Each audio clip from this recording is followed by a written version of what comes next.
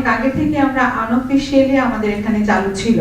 আমাদের বাচ্চাগুলো প্রিম্যাচিউর বাচ্চাগুলো যখন একটু স্টেবল হয়ে যেত, যখন আর অক্সিজেন লাগতো না ওদের, অথবা খুব সামান্য অক্সিজেন লাগতো, মোটামুটি তখন থেকেই আমরা মায়ের কাছে ক্যাঙ্গারু কেয়ারের জন্য অলরেডি শুরু করতাম।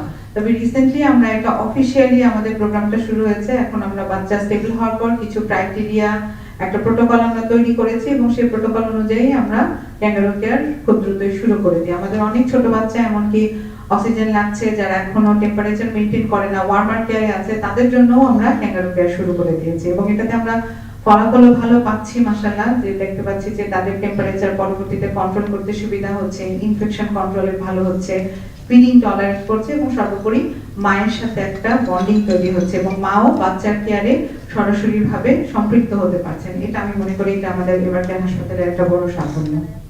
আর যেটা বলেন যদি উপজেলা বা গ্রামে এরকম হয় তাহলে কি করবে?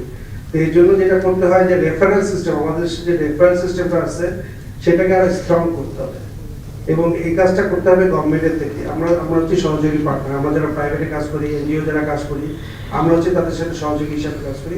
এটা গভর্নমেন্টকে এনশিওর করতে হবে। ডিস্ট্রিক্ট লেভেল পর্যন্ত এই কেয়ার আছে আমি জানি, এবং যদি এরকম কোনো রোগী এগ্রিমেন্টাল চেক আপের আওতায় থাকে তাদেরকে আগেই সাজেস্ট করতে হবে যে তারা ডিস্ট্রিক্ট লেভেল হসপিটালে যোগাযোগ রাখবে, যাতে তারা জরুরি মুহূর্তে সেই সব হসপিটালে যেতে পারে।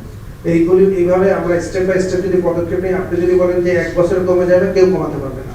আমাদের আজকের যে মৃত্যু হার কমে আসছে, শিশু মৃত্যু হার, ইনফ্যান্ট মর্টালিটি, আন্ডার 5 মর্টালিটি, এটা কিন্তু গত 10 বছরে যে আমাদের স্বাস্থ্য ক্ষেত্রে অগ্রগতি হয়েছে সেটার ফসল। সুতরাং আমাদের হয়তো আরো 5-10 বছর অপেক্ষা করতে হবে এবং আমি জানি গভর্নমেন্ট কাজ করতেছে।